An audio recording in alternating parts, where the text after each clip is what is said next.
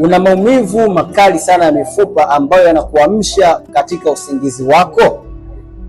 Ndiyo, inawezekana ukawa muhusika, lakini ukawa haujui ni dalili ipi ambayo inakufanya maumivu yazidi kuendelea.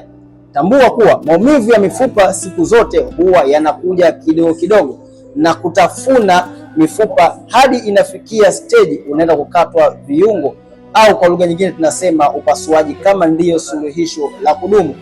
Hii siyo hali ya kawaida, kwani unapohisi uchovu mkali, maumivu makali wakati wa usiku, basi jua inawezekana ukawa na dalili kubwa ya ugonjwa wa kisukari na kwenda kusababishia maumivu makali sana kwenye mifupa na kwenda kusababisha virus kuweza kuzidi kutembea katika mifupa na kutafuna na mifupa kuwa dhaifu na kwenda kufanyiwa upasuaji. Sasa usikae kimya na dalili ambazo utakazozihisi ambazo nimezitaja hapo, kwani utakuja kupoteza utimamu, kwani utakuja kupoteza baadhi ya viungo katika mwili wako.